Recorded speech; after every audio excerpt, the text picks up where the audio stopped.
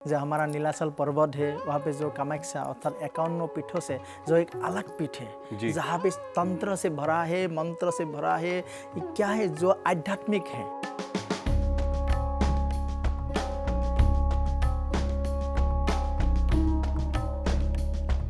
जहाँ पे मूर्ति नहीं है अर्थात दिल से आत्मा से पूजा जाती है।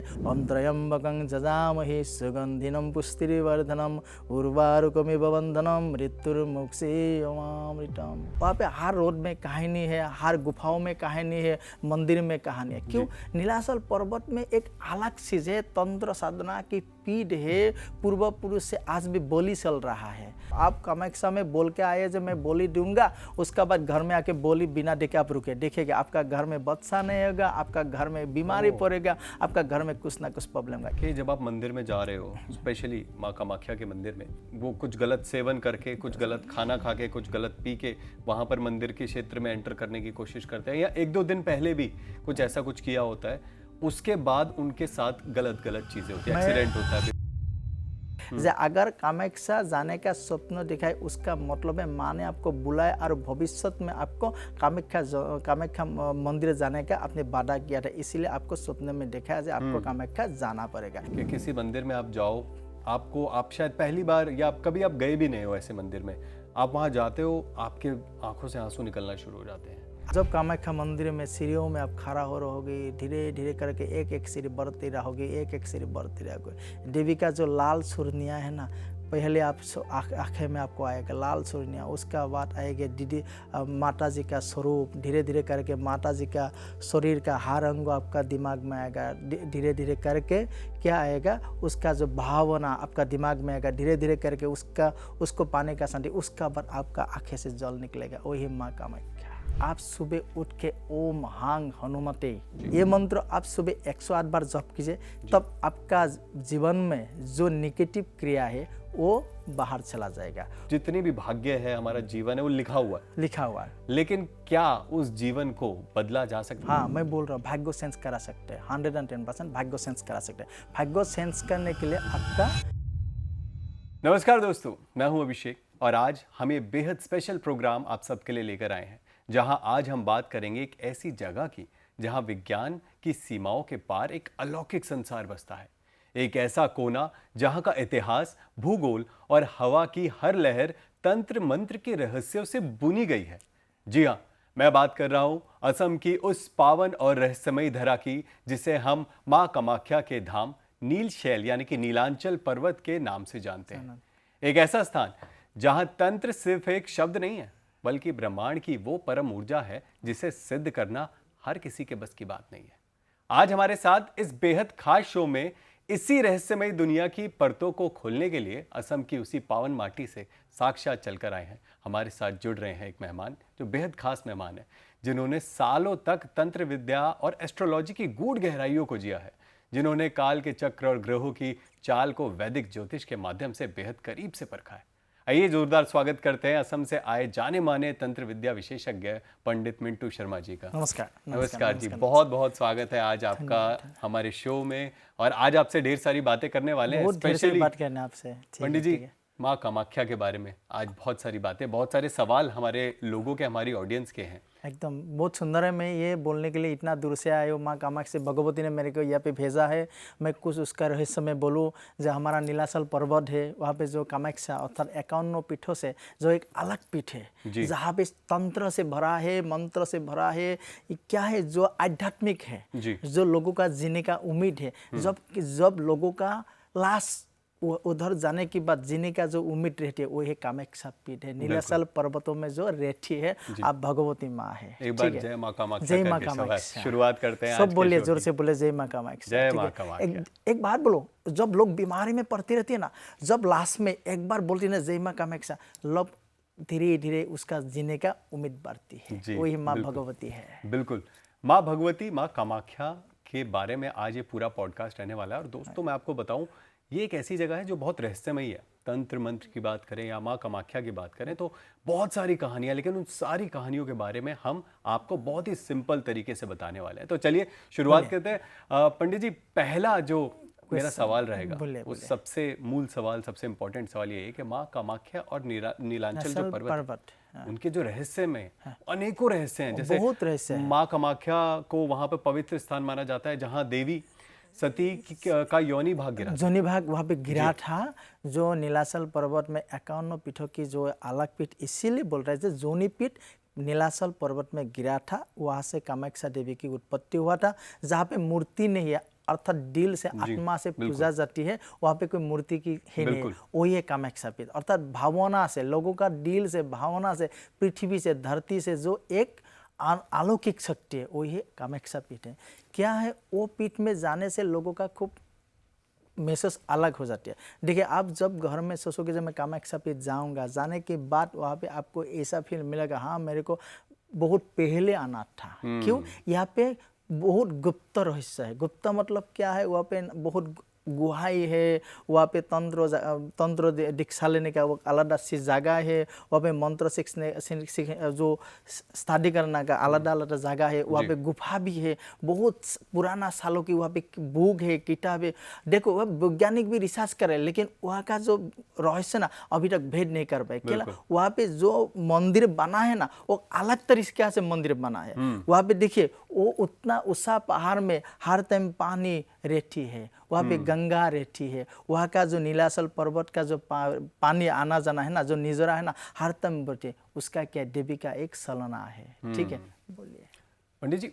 लेकिन हमारी जो माँ है, माँ कामाख्या, उनको बोला जाता है कि वो मेंस्ट्रुएटिंग गॉडेस है, ब्लीडिंग गॉडेस है। तो हालांकि हमारी जो सोसाइटी है उसमें विमेन हेल्थ को लेकर, मेंस्ट्रुएशन को लेकर बहुत ज्यादा बातें नहीं होती, लेकिन हमारे कल्चर में इस फेमिनिन एनर्जी की पूजा होती है। तांत्रिक परंपरा से इस डिवाइन एनर्जी को उस ब्रह्मांड की उत्पत्ति का आधार मानता है। ठीक है, तो देखिए ये इसके बारे में बताइए। मैं बोल रहा हूँ, देखिए जो कामाख्या देवी जो ऋतुसला मतलब क्या है, उसका जो मेंस्ट्रुएशन होती है ना, सालों में 4 दिन होता है, एक साल में 4 दिन होता है, तब मंदिर बंद रहती है।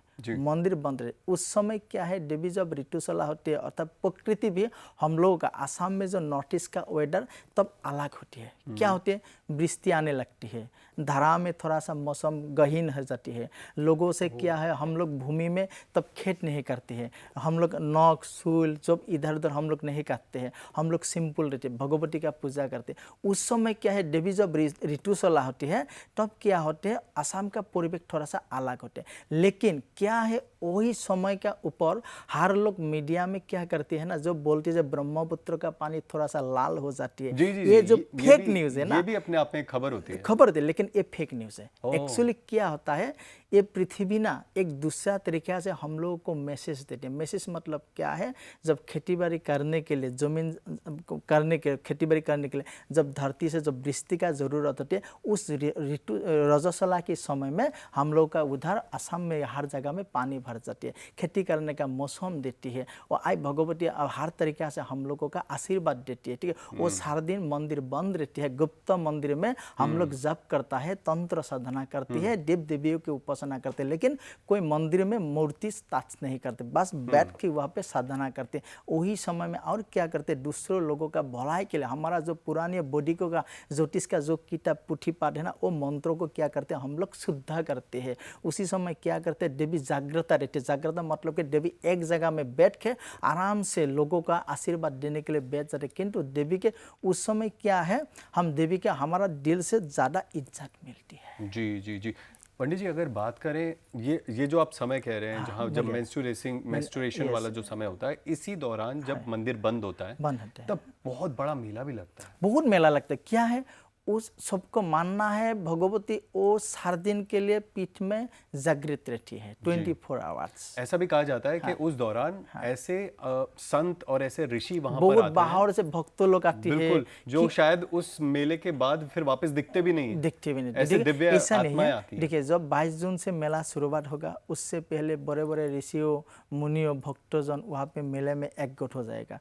उसका मतलब रीजन यही है, जो देवी को आराधना करने के लिए जब रजस्वला हो जाएगा, सबको पता चलेगा उस दिन से कामाख्या मेला लगेगा, उस दिन से वहाँ पे भक्तों का आगमन होगा, इसीलिए वहाँ पे बहुत बड़ा बड़ा प्रोग्राम होता है। इसीलिए उस टाइम क्या जाना है, जब उस 4 दिन के लिए जब लोग कामाख्या में रहेगा, आपको पावर मिलेगा, एनर्जी मिलेगा। उसमें क्या मिलेगा, थोड़ा सा जिंदगी में कुछ अगर बीमारी हो, कुछ खराब चीज हो, सब कुछ उधर ठीक ठाक हो जाएगा। जी पंडित जी, इस मंदिर के अनेकों रहस्य हैं, बहुत रहस्य लेकिन है। एक बड़ी बात ये भी है कि हर मंदिर में, हमारे भारत में हर मंदिर में मूर्ति पूजा या मूर्ति होती है, लेकिन इस मंदिर में कोई मूर्ति नहीं नहीं है। क्यों? माँ कामाख्या में कोई पारंपरिक मूर्ति नहीं है, बल्कि एक प्राकृतिक चट्टान प्राकृतिक है, चट्टान है। जिसकी एक दरार है और भूमि से जल भी निकलता है, ऐसा कहा जाता है। एक गड़ी हुई मूर्ति की बजाय एक प्राकृतिक पत्थर की पूजा करते हैं, जो कि वहाँ पे आध्यात्मिक महत्व। देखिए, जो जोनी भाग वहाँ पे गिरा था, है ना, देखिए जो जोनी भाग वो एक अलग मूर्ति है, ठीक है,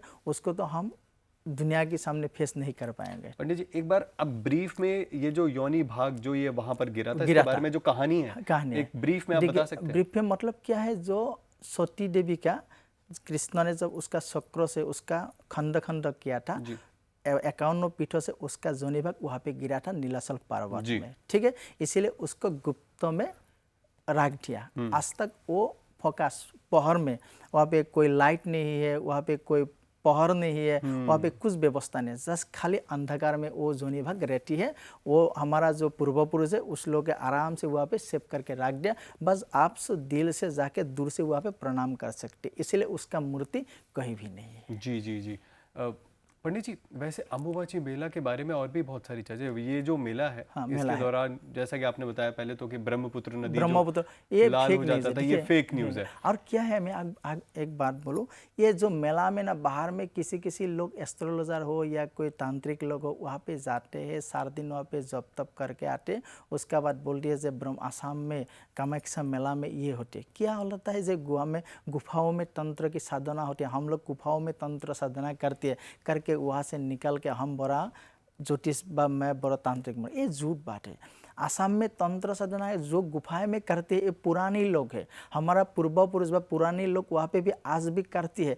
वो जो गुप्त विद्या जो शिव ने पार्वती को दिया था, एक गुप्त विद्या, हाँ, एक गुप्त विद्या ना, ये जो आजकल क्या होता है, ऑनलाइन में क्लास होता है, हाँ, ऑनलाइन में क्लास होता है, ऑनलाइन में रीडिंग होता है, ठीक है, ये नहीं होता। एक गुप्त विद्या जो गुफा में हम लोग कर रहे हैं ना, आज भी वो लोग सेव में कर रहे हैं, ठीक है। हम लोग का जो शिष्य पुत्र की बात में होती है ना, आज भी ऐसे चल रहा है, ठीक है, लेकिन वहाँ पे जो बाहर में लोग जाके बोल रहे हैं जो हम लोग वहाँ पे सीखे हैं, ये झूठ बात है, ठीक है। और जो वहाँ के पानी लाल हो रहा है, वहाँ पे नौरबोली हो रहा है, ये जो फेक न्यूज़ है ना, ये एक्चुअली मैं मैसेज देना चाहती हूँ, ये आप लोग बंद कीजिए, कामाख्या में ऐसा नहीं होता है। जी पंडित जी, आपने माँ कामाख्या के बारे में पूरी कहानी बताई, और मंदिर कैसा है, कहाँ है, और नीलांचल पर्वत के बारे में और भी हम बातें करेंगे, क्योंकि और भी बहुत सारे रहस्य। देखिए, नीलाचल पर्वत में एक बात बोलो, वहाँ पे जाने का जो रोड है ना, हर रोड में कहानी है, वो किसने बनाया, ये वो जो कहानी है ना, बहुत बड़ा कहानी है। मैं एक दिन नेक्स्ट को भी प्रोग्राम में आपको बोलूँगा, ठीक है, वो नीलाचल पर्वत कैसे बनी, उसका रोड कैसे बनी, एक बहुत बड़ा कहानी है, ठीक है।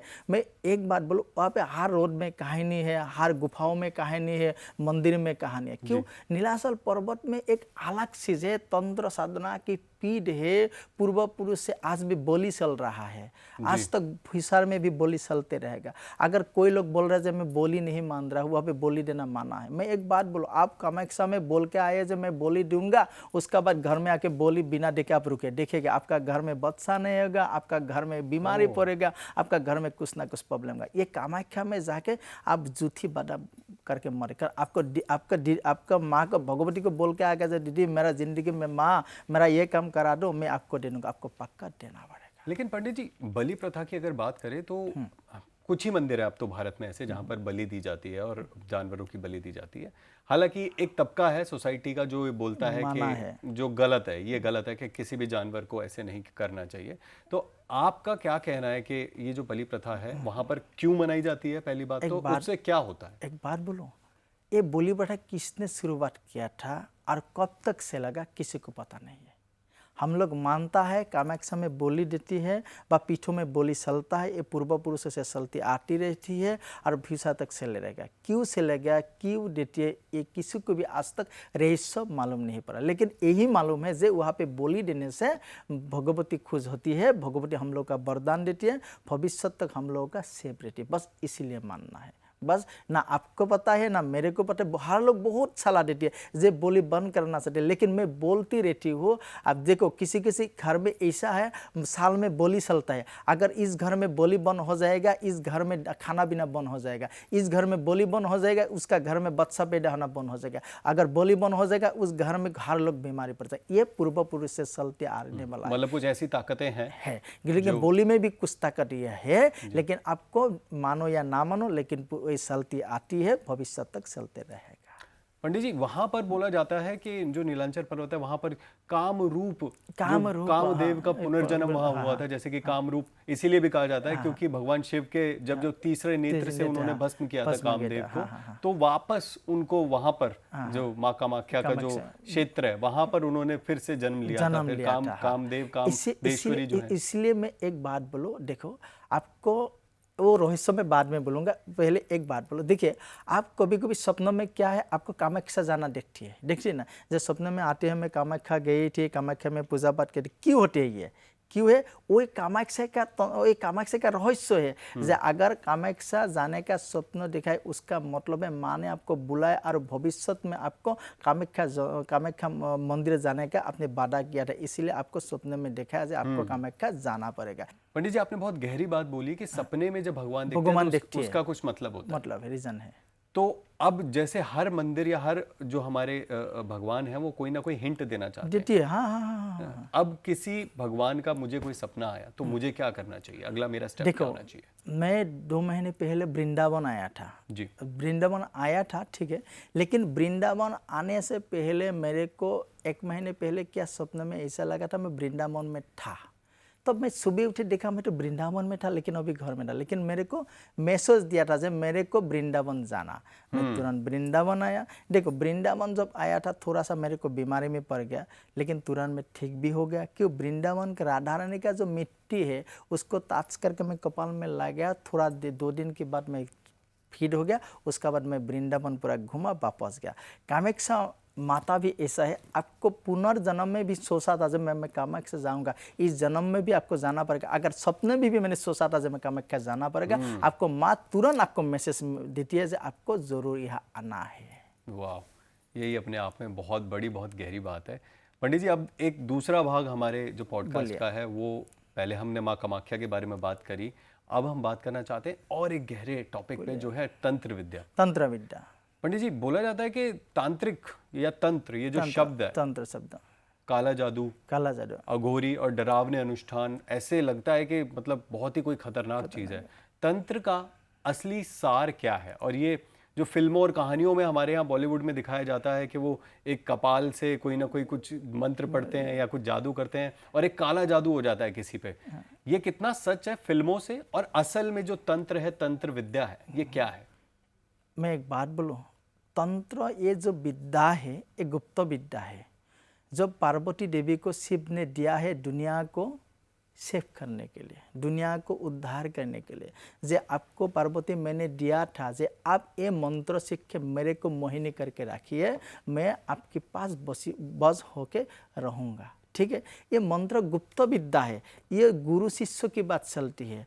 जब पार्वती ने शिव से लिया था, खूब प्यार से लिया था, खूब मरम से उसको दीक्षा लिया था शिव की उन्हीं से, शिव ने उसको शिष्य बनाया, मंत्र सिखा, ये गुप्त विद्या है। ये तंत्र एक अलग चीज़ है। ठीक है, ये तंत्र को आजकल क्या है, ऑनलाइन क्लास करके उसको दुनिया अलग चीज़ों में लेके गया था। जो मंत्र का असल रहस्य वो नहीं था।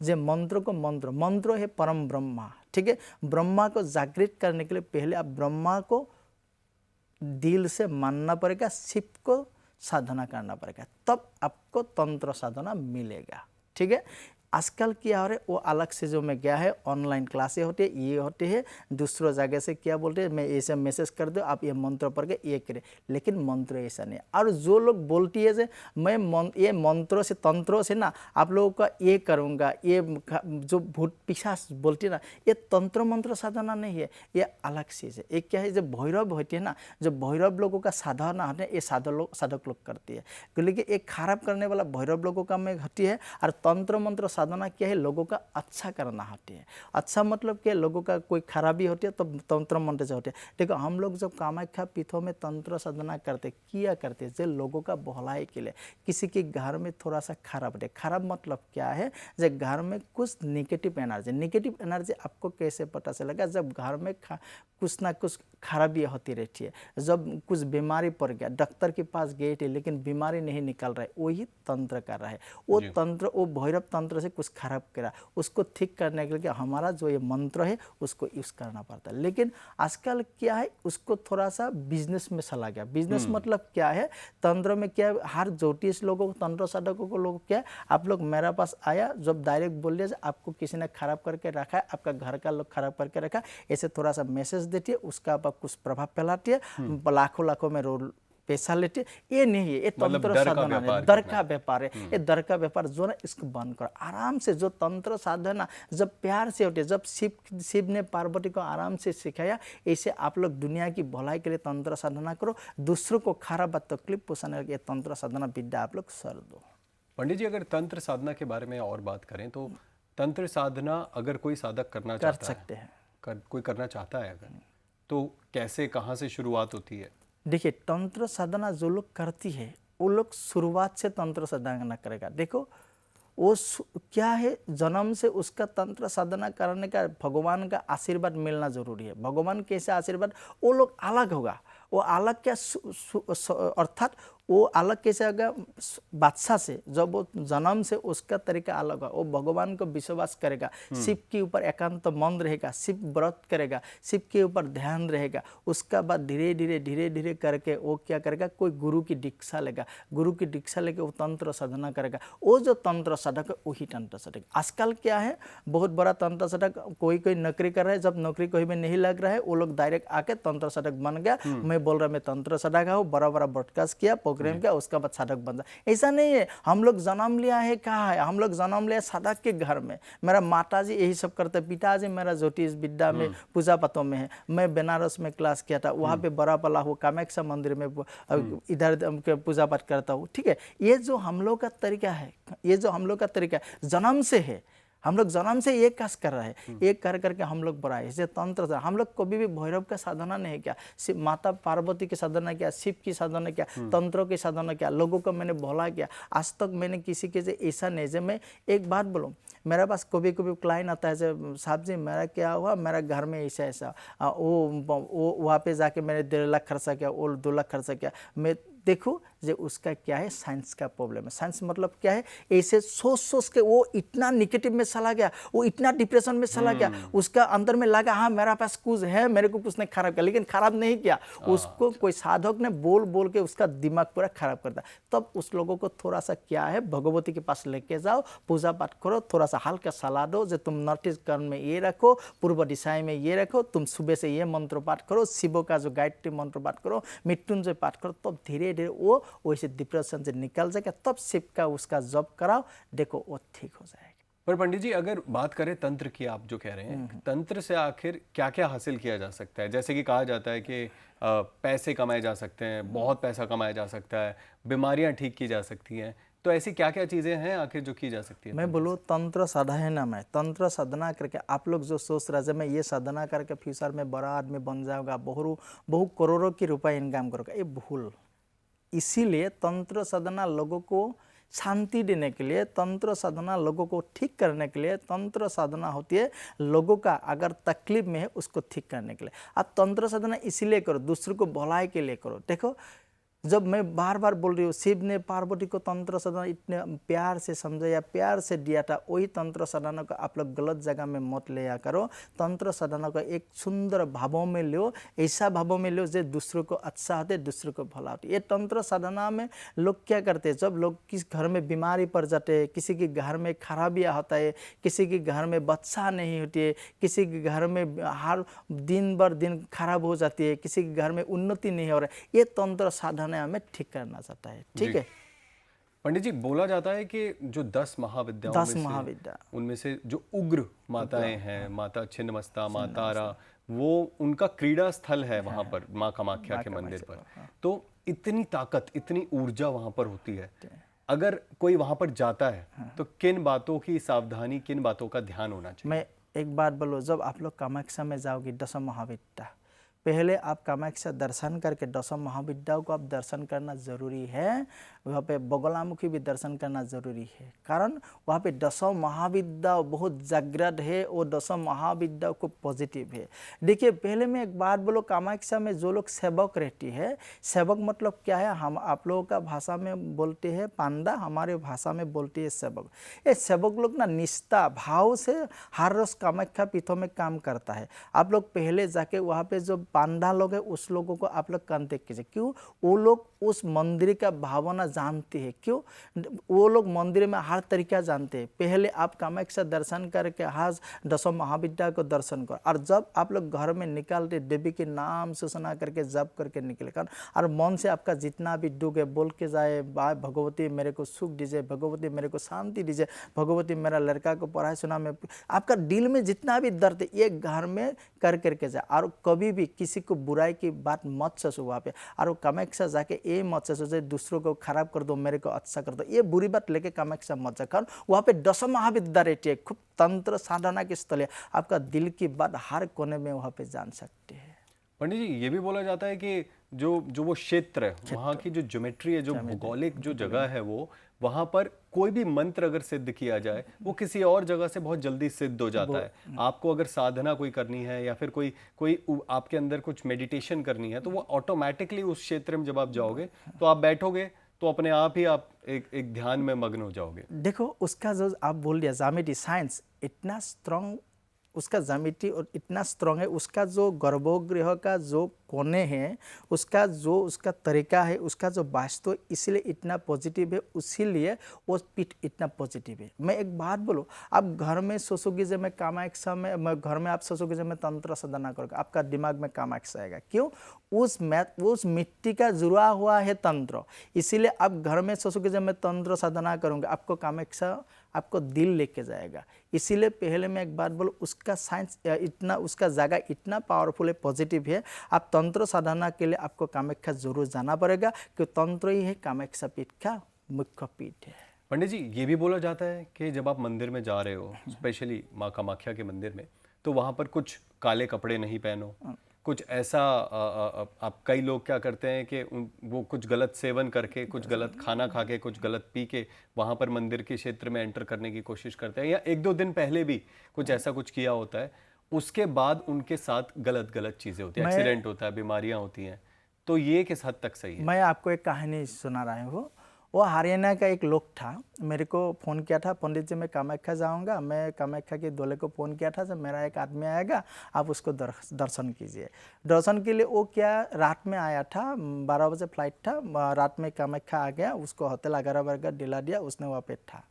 वो क्या था, सुबह उसके कुछ उल्टा पुल्टा खा लिया, मैं नहीं बोलूँगा, उल्टा पुल्टा खा के वो मैंने बोल रहा एक काम कीजिए आप, एक कपड़ा पहने, हलुद कपड़ा पहने, नहीं तो रेड कपड़ा पहने। उसने क्या जी नहीं पंडित जी मेरा पास इतना समय नहीं, कामाख्या दर्शन करके मेरे को मुंबई जाना है, वहाँ पे मीटिंग है, वहाँ पे मेरा प्रोग्राम है, मेरे को जितना जल्दी मैं इतना जा सकता है। मैं एक काम किया, नहीं आप जितना जल्दी हो आराम से एक ढंग से कपड़ा पहन के दीदी माता जी को दर्शन कीजिए। जब तक आप माता जी को आराम से दर्शन नहीं कीजिए, आपका ज़िंदगी में कुछ नहीं मिलेगा। मेरा बात नहीं सुना, उसने सूट पहन के, उसका टाइम कम था, माता जी को दर्शन करने के लिए ले गया। मैंने जिस लोगों को बोला था उसने दर्शन करने के लिए ले गया, दर्शन कराया, तुरंत वहाँ से निकल के वो गया। एयरपोर्ट जाने से पहले क्या हुआ, उसका गाड़ी का एक्सीडेंट होगा। उसका बाद उसने health city care nursing home में 3 दिन था। उसका बाद मेरे ऊपर खबर आया, 2 दिन के बाद उसको पूरा दिल्ली लेके गया, दिल्ली में वो मारा गया। ये वास्तव मेरा मैसेज मैं बोल रहा हूँ, जब कामाख्या आओगी जरूर आप घर से पवित्र वस्त्र, या रेड हो, पीला हो, येलो हो, रेड हो, ब्लैक वस्त्र लेके आना। खूब कम ब्लैक क्या है, अगर वहाँ पे सुंदर सा वस्त्र, सुंदर मन, सुंदर दिल लेके आप कामाख्या धाम में आओ, आपका जितना भी मन में जितना भी जो आशीर्वाद लेना मन से मांगो, दिल आपको खुश करके देगा। जय माँ कामाख्या। मतलब ऐसी ताकतें हैं उस क्षेत्र में कि अगर आप किसी गलत भाव से वहां एंटर करोगे या फिर कुछ गलत कपड़े पहनकर वहां एंटर करोगे तो बहुत ज़्यादा प्रॉब्लम हो सकती है। बहुत प्रॉब्लम। देखो किसी लोग क्या होते हैं, वहाँ पे आके जब मैं यहाँ पे तंत्र विद्या सीख के मेरा जितना शत्रु लोग है मैं उस लोगों को बस करूँगा। मैं यहाँ पे तंत्र विद्या सीख के बाहर जाके लोगों का मेरा डोमिनेट करके रखूँगा। ये भाव लेके आप कामाख्या के मत आओ, जे ये भाव लेके आओ जो मैं कामाख्या मंदिर में तंत्र सीख के, तंत्र तो इसे डायरेक्ट सिखा नहीं जाता है, वहाँ पे क्या है किसी की शिष्य बनना पड़ेगा, वहाँ पे दीक्षा लेना पड़ेगा, उसका बाद धीरे धीरे करके रे के आप शिक्षा ले पाओगे, दीक्षा ले पाओगे, तंत्र सीख पाओगे। लेकिन ये सीख के आप बाहर जाके लोगों को भला करो तब आपका भला होगा। अगर ये सीख के बाहर जाके खराब करने का सोच रहा आपका खराब होगा। ठीक है पंडित जी, आपका कोई ऐसा एक्सपीरियंस है कि आप वहाँ पर किसी ऐसे संत से या ऐसे किसी ऋषि से टकराए हो जो सिद्ध पुरुष भी हों, जिन्होंने वहाँ साधना की हो? मैं एक बात बोलूँ, मैं पीठों में दिन से रात ज़्यादातर रहती हूँ। रात मतलब कभी कभी 11 बजे, रात 12 बजे। एक बात बोलो, कामाख्या मंदिर को अंदर से दर्शन करने के जितना भी सुकून मिलती है, उसका सामने थोड़ा सा सीढ़िया है, सीढ़िया के नीचे आप बैठ के जब भगवती की नाम दर्शन करोगे, हाथ में माला जपोगे, आए भगवती की नाम लेके वहाँ पे रात 11-12 बजे आप बैठ के आराम से दिल से जब भगवती के दर्शन करोगे, जब उसका नाम जपोगे, मैं बोलती हूँ मंदिर अंदर गर्भगृह में जाके आपको जितना सुकून शांति मिलेगा उसके कोई 1000 ज़्यादा वहाँ पे शांति मिलेगा। एक दिन मैंने शायद 12 या 1 बजे इतना टाइम होगा, वहाँ पे बैठ के मैं साधना कर रहा हूँ। एक साधु आया था, थोड़ा कपड़ा भी अजीब था उसका। मैं बोल दिया बाबा उधर ही बैठो, थोड़ा सा उसका शरीर में खेल आ गया। मैं बाबा इधर ही बैठो, मैं इधर करो, आप इधर करो। और मेरे को 2 शब्द बोल के गया, 2 शब्द बोल दिया। मैं शौक हो गया, मोलो क्या बोल दिया, मोलो ऐसा सो गया मेरा दिमाग। मेरे को पहले बोले बेटा दूसरों की भला कर करके ज़िंदगी तुम्हारा निकल जाएगी, किसी तुमको खाने के लिए समय नहीं मिलेगा, पीने के लिए समय नहीं मिलेगा। मैं सो गया, तब तक मैं ऐसे ही कर रहा हूँ, आज तक मैं दूसरों की ही काम कर रहा हूँ। कभी कभी महीने की तो घर जाने का समय नहीं है, खाने का समय नहीं, दोपहर बेला खाने का समय, ऐसे मेरा ज़िंदगी हो रहा है। और एक बोल के गया जे तुम्हारे ज़िंदगी में एक बात बोलो, कब तुम घर से सुबह खूब कम ईयर्स 9 ईयर से निकल गया, तुम 17 साल बाद तुम घर वापस आया, बस सेम क्वेश्चन है। तब मेरे उसको पाउसा, अरे आप कौन हो? मेरे को बोले मैं आपको पाउसा, उसको बोले गुरुजी आप मेरे को आप थोड़ा सा बात किया, आप कौन है? मैं थोड़ा बात किया, उसको पता था खूब साधु सन्यासी लोग है। वो मेरे को एक पत्थर देखेगा हाथ में थाम के, जब तुम्हारा बुरा वक्त आएगा ये तुम कपाल में ऐसे करके मेरा नाम लो, तुम्हारा। आज तक मैंने जो भी विपद में पड़ा वो पत्थर में कपाल में रख के बोला, आज तक मैंने विपद में नहीं पड़ा। वो ऐसा से। और एक बात बोलो, एक मेरे को चीज देखेगा, एक पेन, उसको पेन मैं बोला से ये पेन तुम्हारा जब खराब वक्त आएगा खाली राम नाम लिख, ये पेन तुमको देखेगा, राम नाम। बस ये डोसेज मेरा पास अभी भी है। वाह, ये कहानियां सुन के तो अपने आप में लगता है कि ऐसी जगह, ऐसा क्षेत्र, ऐसी जादुई जगह पर जाकर और ऐसे संत अगर ऐसे ऋषि वहाँ पे हों और आपके उनके दर्शन हो, और ऐसा होता भी है कि आपकी किस्मत होती है ऐसे ऋषि या ऐसे लोगों से आपका मिलना। पंडित जी, लेकिन अब जो बड़ा सवाल है वो ये भी है कि अघोरी ऋषि इतने सारे लोग वहाँ पर जाते हैं जब तपस्या करते हैं, ऐसा भी होता है कि कुछ किसी के साथ नेगेटिव होता है कि कोई अगर यहाँ जा रहे हैं, क्योंकि ऐसा सुना गया है कि वहाँ पर आप जाओगे तो किसी से भी बात मत करो। देखो एक बात बोलूँ, जे कभी कभी क्या है, जे कामाख्या में मेलाओं में हर लोग मारा जाता है। कामाख्या मेला में अम्बुबाची मेला की बात कर फेक न्यूज आती है, लेकिन लोग मारा नहीं जाता है। कोई मर गया, कभी हम मैसेज आती है कामाख्या मेलाओं में लोग मारा जाता है, नहीं, ऐसा न्यूज़ नहीं, ये फेक न्यूज़ है। मैं बोल दिया क्या है, कभी कभी अघोरी लोग क्या है वहाँ पे बाहर में सोचते हैं कामाख्या में जाके ये मंत्रों में सिद्धि करके मैं बाहर जाके किसी का धन जन ये मैं जब्त करूँगा। ये जो पावर पाने के लिए जो कामाख्या जाती है, जो वो लोग सिद्धि करने के लिए बैठ जाते हैं, उस लोग का जो मंत्र है ना, पावर की वजह बेपावर हो जाती है। ठीक है, इसीलिए मैं बोल रहा हूँ जिस लोगों का लालच है, ये लालच का मंत्र सिद्धि करने के लिए कामाख्या मत जाओ, वहाँ पे एक चीज के लिए जाओ, फ्यूचर बनाने के लिए। वाह, क्या बात है। आप लोग जितने भी लोग देख रहे हो, आप सबके लिए यही एक राय है कि अगर आप जा रहे हो तो कुछ बातों का ध्यान रखना तो बहुत ज़रूरी है, लेकिन आपका मन और आपका तन जो है वो एक यही सोच लेके दिमाग में होनी चाहिए कि आप माँ कामाख्या के दर्शन के लिए साफ मन से, अच्छे मन से, एक अच्छी भावना से वहाँ जा रहे हो। पंडित जी, अगर अब बात करें ज्योतिष या एस्ट्रोलॉजी की, जिसमें आपकी एक्सपर्टीज़ भी है, तो एक तंत्र और एक ज्योतिष का मिलन है, क्योंकि आपको तांत्रिक जो ज्ञान है वो भी है और ज्योतिषी का ज्ञान भी है। ज्योतिष जो ग्रहों की भौतिक चाल की गणना करता है, जबकि तंत्र उन ग्रहों के पीछे की चेतना यानी कि कॉन्शियस एनर्जी है उसको जागृत करता है। आप इन दोनों विज्ञानों को मिलाकर किसी व्यक्ति के भाव को या उसके भाग्य को कैसे प्रभावित करते हो? देखिए, एक मेरा जजमान मेरा पास आती है, मेरे को वो कुंडली देती है, बोलती है जे गुरुदेव मेरा भाग्य थोड़ा सा विचार करके देती है, देखती है जे उसका गुरु भी ठीक है, उसका ग्रह भी ठीक है, तब उसका भाग्य में कुछ नहीं है। वो बोलते अगर मेरा गुरु भी स्ट्रांग है, मेरा शनि राजयोग में है, तो भी मेरा भाग्य परिवर्तन नहीं हुआ, तब तंत्रों को वहाँ पे लगाना पड़े। तंत्र क्या है, उसका घर में जो वास्तु होती है, वास्तु में जब नेगेटिविटी है तब क्या होती है, उसका भाग्य सेंस नहीं हो रहा है। अर्थात कुंडली हॉरोस्कोप स्ट्रांग है लेकिन उसका वास्तु खराब है, तब उसका हॉरोस्कोप को थोड़ा सा अलग से देखना पड़ता है। तब मंत्रों में उसको देखो तब पता चलेगा जो उसका घर का वास्तु खराब है, उसको थोड़ा अच्छी तरीके से घर का वास्तु का सॉल्यूशन दे दो, तब ठीक हो जाते हैं। ये तो बहुत अच्छा कॉम्बिनेशन है, अगर एस्ट्रोलॉजी के साथ साथ तंत्र की विद्या। तंत्र या एस्ट्रोलॉजी दोनों एक ही चीज है, लेकिन उसको जानना बहुत जरूरी है। आजकल क्या है, ज्योतिष के साथ तंत्र नहीं जुड़ रहे, तंत्र अलग हो गया, ज्योतिष के साथ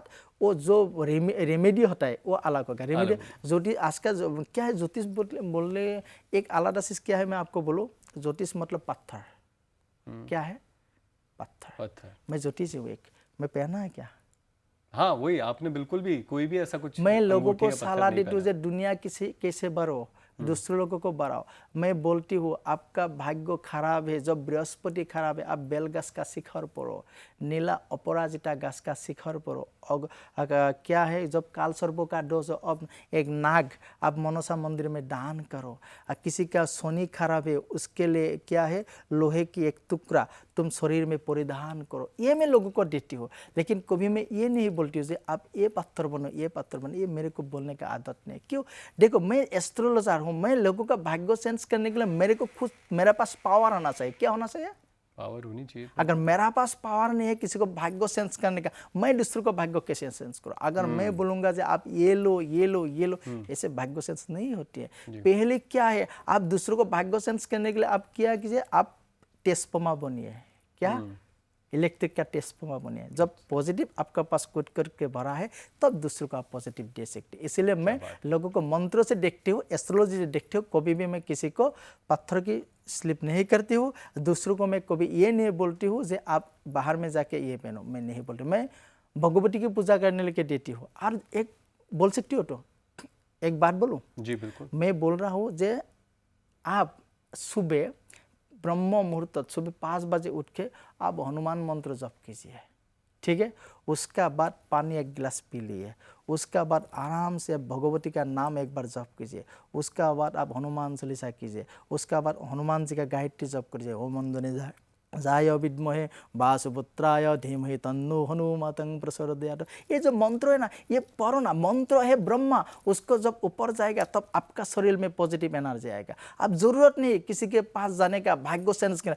भाग्य आपका, आप भाग्य खुद आप सेंस कर सकते, लेकिन आपको ये चीज ना मानना पड़ेगा। जी, कुछ ऐसे मंत्र या कोई, जैसे आपने बोला माँ भगवती का नाम ले, तो आखिर कोई कैसे ले? कोई ऐसा मंत्र है या फिर कोई ऐसा जाप? देखो भगवती, देखो मंत्र तो बहुत ज़्यादा है, लेकिन पहले आपको मैं एक बात बोलूँ। जब सुबह हम लोग गैस्ट्रिक की टेबलेट पी रहे हैं, ऐसे आप सुबह उठ के ओम हांग हनुमते बोलिए। ओम हांग हनुमते, ये मंत्र आप सुबह 108 बार जप कीजिए। तब आपका जीवन में जो निगेटिव क्रिया है वो बाहर चला जाएगा।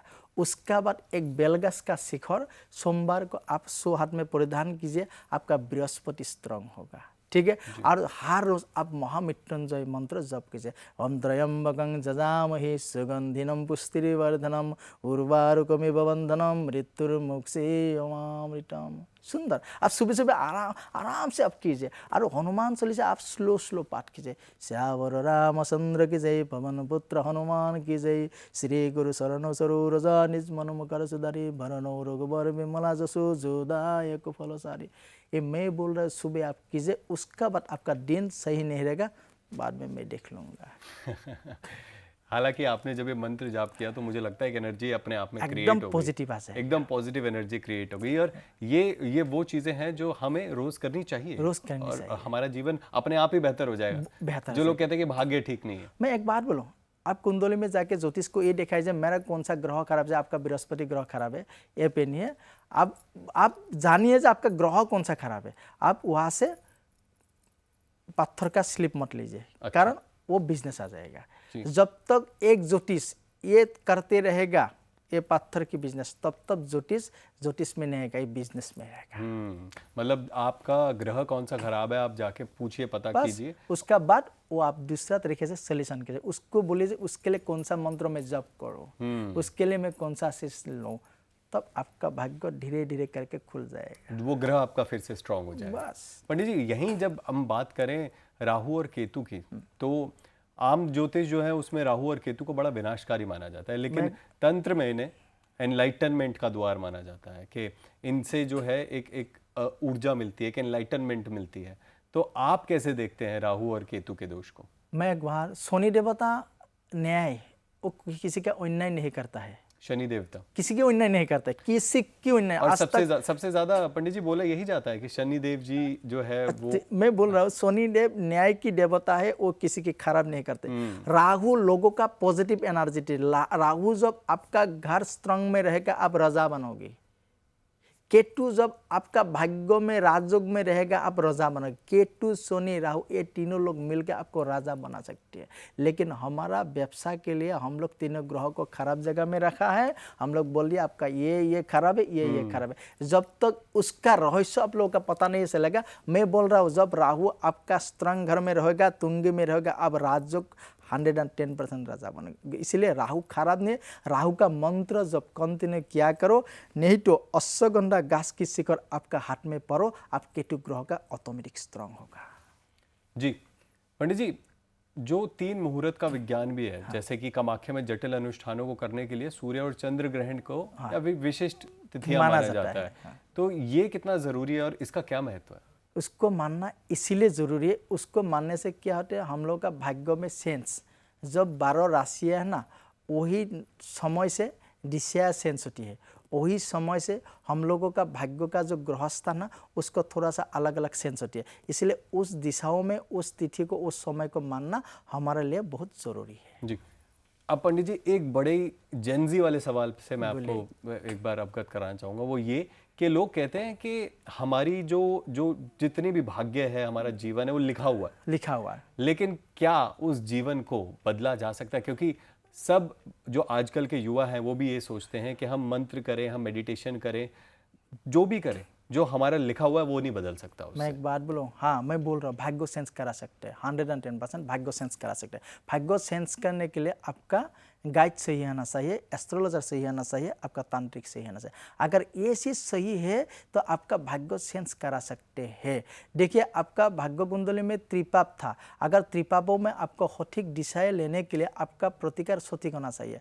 त्रिपाप सटीक ठीक करने के लिए आपको क्या है, बृहस्पति ग्रह का आपको पूजा करना चाहिए, सूर्य भगवान का जल चढ़ाना चाहिए, सुबह विष्णु भगवान का मंत्र जप करना चाहिए, माँ भगवती का मंत्र जप करना चाहिए, आपका हाथों में एक कासुआ का अंगूठी पड़िए। ऐसे जब आप प्रतिकार करोगे आपका भाग्य सेंस करना, दिशा सेंस करना 110%। लेकिन आप किसी के दिया हुआ चीज को हाथ में पहन के घर में बैठ में रहोगे जब मेरा भाग्य सेंस होगा, तब आपका भाग्य सेंस नहीं होगा। पंडित जी, अब जो आखिरी भाग है हमारे इस पॉडकास्ट का, उसकी तरफ चढ़ते हैं और माँ कामाख्या पे एक बार फिर से आते हैं। और हालांकि हमें आपसे जितनी भी एस्ट्रोलॉजी की, मुझे ऐसा लगा भी मैंने बहुत कम बातें करी हैं। हमें एक स्पेशल पॉडकास्ट आपके साथ सिर्फ एस्ट्रोलॉजी पे और जो आपने जो बातें बताई उनके ऊपर करना चाहिए। तो मैं आपसे बोलूँगा दोबारा कि आप ज़रूर आइएगा। जरूर आऊँगा। अब हम आखिरी जो पड़ाव उसकी तरफ बढ़ते हैं और जो माँ कामाख्या का मंदिर, एक बार दोबारा उसकी तरफ मेरे कुछ सवाल हैं जो कि अधूरे रह गए और रहस्यों से रिलेटेड ही सवाल है। जैसे कि बोला जाता है कि माँ कामाख्या के मंदिर में ना जो वहाँ की ज्योमेट्री है, वहाँ पर एक गुप्त श्री यंत्र रखा है। वो श्री यंत्र आखिर क्या है? और वो जो पूरी बनावट है माँ कामाख्या के मंदिर की, उसके अंदर भी कुछ राज छिपे हुए हैं। तो ये जो श्री यंत्र है क्या है और माँ कामाख्या के अंदर उसका क्या महत्व है? एक्चुअली ये जो श्री यंत्र है ना, आज तक हमको भी नहीं, किसी को भी पता नहीं है। भगवान शिव ने उसने तैयार करके वहाँ पे रखा है, ठीक है। उसी हिसाब से मंदिर बना है, उसी हिसाब से आज तक मंदिर चल रहा है। इसीलिए तो मंदिर वही पावरफुल है, वही श्री चंद्र के लिए पावरफुल है। वहाँ पे जो कमेटी है, वहाँ के जो मंदिर है, वहाँ के जो साधक है, वहाँ पे जो पांडा लोग है, वहाँ पे जो पुजारी लोग है, उस लोगों का उसका ऊपर पूरा आयत्त है, उस लोग पूरा जानता है। इसीलिए देशों विदेशों भक्तगण उस लोगों का फोन करके हर रोज पूजा चलती है। क्यों चलती है? जे वो जेमेटिक है, वो जिसका श्री यंत्र है, उसका ऊपर माँ भगवती का पूजा हर रोज होती है। इसीलिए देखो, जब वहाँ पे अंदर में पूजा करोगे, कोई मूर्ति नहीं चाहिए, कोई घट नहीं चाहिए, कोई कुछ नहीं चाहिए। वहाँ पे जहाँ पे पंडित बैठे वहाँ पे डायरेक्ट फूल लगा के पूजा करते। क्या करते? वही वहाँ पे ज्यामिति, वहाँ पे जो यंत्र है ना, उसका ऊपर बैठ के आराम से आज तक कामाख्या मंदिर चल रहा है और फ्यूचर तक चलेगा। इसलिए वही मंदिर आज तक सुरक्षा है, सुंदर है और इसीलिए पावरफुल है। जी पंडित जी, अब इसी बात से जो आपने बोला कि वहाँ पर पूजा करते हैं, वहाँ पर बेसिकली जो आपने बताया था कि माँ सती के जो खंड हुए थे, वहाँ पर जो योनि रूप था, वो योनि रूप वहाँ पर, तो बेसिकली वहाँ पर योनि की पूजा की जाती है। योनि की पूजा करी जाती है। इसीलिए योनि मुद्रा में एक बात बोलो, योनि मुद्रा का पावर है। जब हम पूजाओं में जब ये मुद्रा देती है ना, ये मुद्रा से ना देवी जागृत होती है। और लोगों को जब आप बात करते हैं तब बड़े बड़े लोग क्या करते हैं, हाथों में योनि मुद्रा एक्टिव करके बात करते हैं। कैसे किया जाता है? देखिए आप थोड़ा ऊपर ऐसे देखो, आप जब लोगों को बात करते हैं ना, देखिए ना, ऐसे लोग ज्यादातर लोग ऐसे बात करते हैं। क्या करते? ये मुद्रा से एक्टिव सामने वाला लोग ना जो पॉजिटिव एनर्जी मिलते हैं। ये मुद्रा बहुत पावरफुल मुद्रा है। और जोनी मुद्रा से आप देवियों को जब संतुष्ट करने के लिए ये मुद्रा लेके ध्यान करोगे, देवी अपने आप संतुष्ट हो जाती है। ये मुद्रा का पावर बहुत पॉजिटिव है। पंडित जी, अब हम उस बात पे भी आ जाते हैं जो हम शुरू में कर रहे थे, नीलांचल पर्वत की गुफाएं, जो गुप्त गुफाएं, रहस्यमय गुफाएं, जहाँ पर बोला जाता है कि आज भी ऐसे संत, ऐसे ऋषि वहाँ पर ध्यान मग्न हैं जो किसी ने देखे भी नहीं है, और वो आते हैं तो अपने आप ही आएंगे, जिसको दर्शन देने हैं वो देंगे और फिर वो ध्यान में अपने वापस चले जाएंगे। और ऐसा होता भी है कि वो लोग आते हैं। वहाँ पे ऐसा ऋषि मुनियों आती है, कब आती है, कब चला जाती है, किसी को पता नहीं। वही माया का रचना करने वाला एक मंदिर है। वो बड़ा ऋषि जब सन्यासी लोग ना भीड़ में आती है, देवी दीदियों को, माता जी को दर्शन करती है, जब आंखों से दर्शन करके निकाल जाती है, उस लोग का दिव्य दृष्टि से दर्शन कर, वो आती है निकल, उस लोग का स्टाइल अलग है। ठीक है, आप लोग ना पकड़ पाओगे, ना ध्यान करना पाओगे, ना आप लोग को सो पाओगे, उसका लोग का स्टाइल अलग है। जी पंडित जी, ऐसा भी होता है कि किसी मंदिर में आप जाओ, आप शायद पहली बार या कभी आप गए भी नहीं हो ऐसे मंदिर में, आप वहाँ जाते हो, आपके आंखों से आंसू निकलना शुरू हो जाते हैं, आपके ऐसा लगता है कि रोंगटे खड़े हो गए हैं और ऐसी एनर्जी आपके अंदर आ जाती है, जब समझ नहीं आता कि क्या करें। ऐसा क्यों होता है? देखियो, जब कामाख्या मंदिर में सीढ़ियों में आप खड़ा हो रहोगे, धीरे धीरे करके एक एक सीढ़ी बढ़ती रहोगे, एक एक सीढ़ी बढ़ती रहोगे। देवी का जो लाल सुर्निया है ना, पहले आप आँखें में आपको आएगा लाल सुर्निया, उसका बाद आएगा दीदी माता जी का स्वरूप, धीरे धीरे करके माता जी का शरीर का हर अंग आपका दिमाग में आएगा, धीरे धीरे करके क्या आएगा, उसका जो भावना आपका दिमाग में आएगा, धीरे धीरे करके उसको पाने का शांति, उसका बाद आपका आँखें से जल निकलेगा, वही माँ कामाख्या। वाह पंडित जी, अब इतनी सारी बातें कर ली, लेकिन ऐसा लग रहा है बातें खत्म ही नहीं हो रही हैं। अगर बात करें पंडित जी, इतनी हाई स्पिरिचुअल वोल्टेज वहाँ पर है, इतनी एनर्जी है, आपने भी फील की ही है? बहुत फील की है। जब आप शुरुआती दिनों में अगर वहाँ पर गए होगे और कोई ऐसा किस्सा, कोई ऐसा वाक्य आपके साथ हुआ हो जिसने आपकी सोच को खुद बदल दिया, आपको एकदम शैटर कर दिया हो कि ये क्या देख लिया मैंने, ऐसा कुछ आपके साथ हुआ? एक बात बोलो, मेरे को जब वहाँ पे पहली बार तब मेरा 7 या 8 साल होगा, इसी उम्र में मैं पहली बार मेरे को ज्ञान से गया था। उसका पहले तो हारता माना जाना था, लेकिन मेरा ज्ञान से गया था।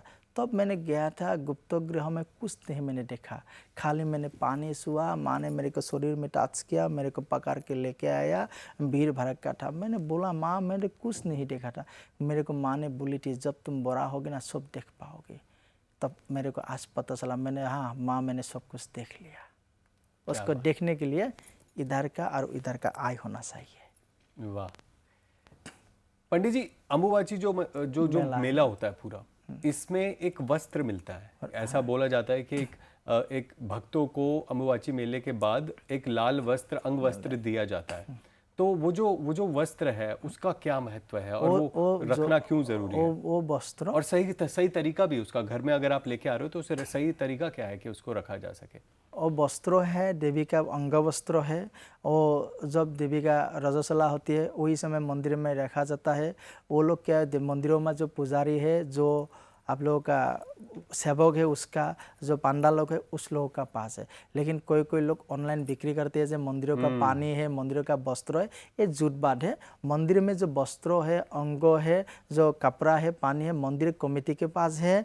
वहाँ पे जो लोग सेवक है, जो लोग पांडा है, पुरोहित है, उस लोगों का। अगर वस्त्र लेना है, पानी लेना है, आप वहाँ पे डायरेक्ट मंदिर में जाइए, कमेटी को बोलिए, थोड़ा सा मंदिर से बात कीजिए, वो लोग आपको डायरेक्ट देगा, पांडा लोग देगा, मंदिर का पुरोहित लोग देगा। बाकी जो आप लोग ऑनलाइन में मिलते ये लोग सब फेंक है, उसका नाम में व्यवसाय करे, बिजनेस करे, ये बंद कीजिए, नहीं तो आप भगवती गुस्सा हो जाएगा। जब भगवती गुस्सा होगा, हम लोग दुनिया के लिए मुसीबत आ सकता है। बिल्कुल बिल्कुल पंडित जी, लेकिन अगर वो वस्त्र हमें मिल जाता है और हम कमेटी से जाकर वो ले लेते हैं तो उसको रखने का सही तरीका क्या है? घर में भी उसको अगर रखने के लिए आपका मंदिर में जो भगवान का स्थान है, एक जगह में एक डिब्बा रखिए, एक डिब्बा में रेड वस्त्र रखिए, डिब्बा को आराम से रखिए। सुबह से जब आप मंदिर में जाओगे वहाँ पे धूप अगरबत्ती लगाए, देवी के सामने बैठ के भगवती का मंत्र जप कीजिए, भगवती का नाम लीजिए, वही है वो रखने का। और किसी लोग क्या करते हैं, उसको गदरेज में रखते, कोई बॉक्स में रखते, ऐसा नहीं है, उसको मंदिर में रखना जरूरी है।